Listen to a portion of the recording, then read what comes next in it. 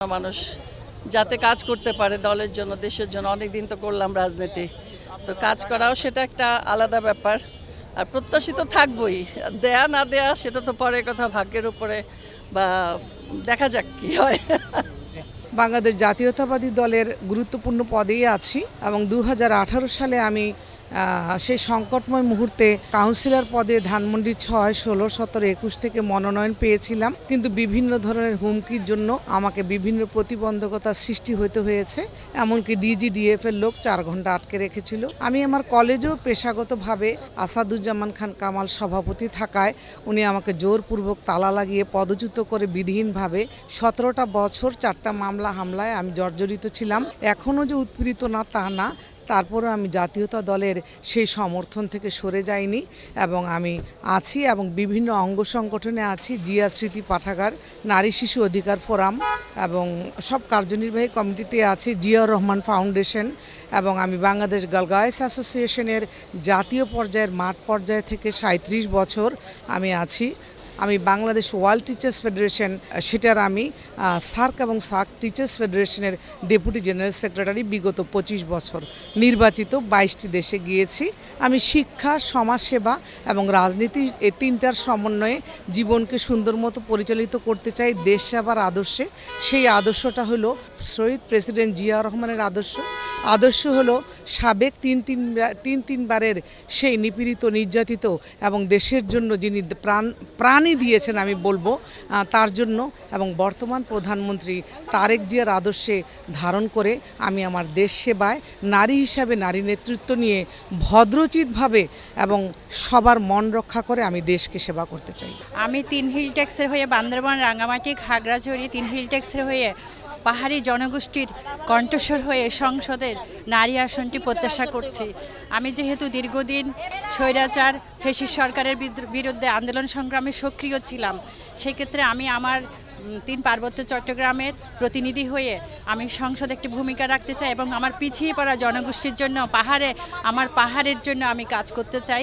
নারী, শিশু সকল জনগোষ্ঠীর জন্য, পাহাড়ি, বাঙালি সকলের সম্মিলিত একটি সম্প্রদায় বজায় রাখার জন্য আমি সংসদে গুরুত্বপূর্ণ ভূমিকা রাখতে চাই। ধন্যবাদ। আমি মনে করি আমাকে নমিনেশন বা দল থেকে মনোনয়ন দেবে, তার কারণ হলো আমি ছাত্রনেত্রী, 90-এর ভিপি ছিলাম। আমি 86 থেকে ছাত্রদল করি, 90-এর ভিপি ছিলাম।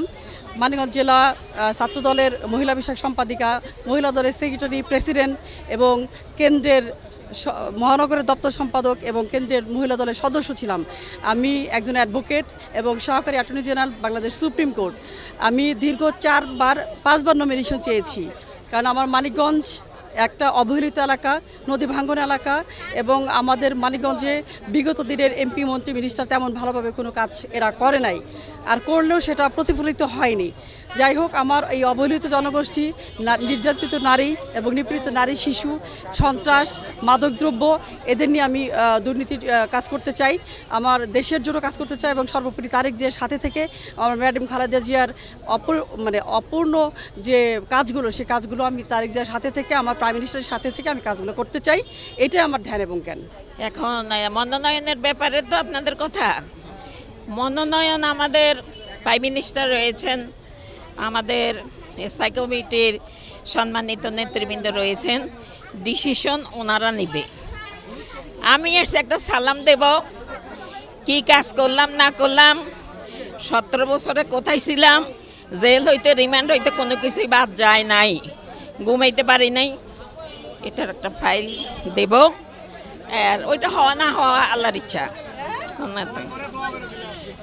গত কমিটিতে মেম্বার ছিলাম এবং ছাত্রদল কেন্দ্রীয় সংসদের সহ সাংগঠনিক সম্পাদক ছিলাম, সহ ছাত্রী বিষয়ক সম্পাদক ছিলাম, বেগম বদরুন্নেসা সরকারি মহিলা কলেজ ছাত্রদলের সাধারণ সম্পাদক হিসেবে কাজ করেছি, জিয়া স্মৃতি পাঠাগারের যুগ্ম সাধারণ সম্পাদক, 3টি জেলার দায়িত্বে আছি, ব্রাহ্মণবাড়িয়া, কিশোরগঞ্জ, হবিগঞ্জ।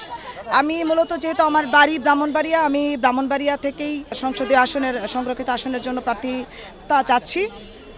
কি করেছি আসলে, 2006-এ 2007-এ মামলার আসামি ছিলাম। সেটাই আপনার হচ্ছে 2013 সালে নিষ্পত্তি হয়। তারপর 2013-14-তে 3বার গ্রেপ্তার হয়েছি, 2018-তে মামলার আসামি ছিলাম।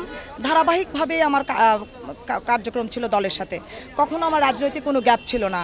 অসংখ্যবার আমি হামলার শিকার হয়েছি, রাবার বুলেট খেয়েছি, নির্যাতিত হয়েছি, কিন্তু দল ছেড়ে যায়নি। তো আমি বিশ্বাস করি দলের সবচেয়ে দুঃসময়ে যেহেতু দলের জন্য কাজ করেছি এবং আনুগত্যের পরিচয় দিয়েছি, দল যদি আমাকে সুযোগ দেয় আমি এখন দেশের জন্য কাজ করব।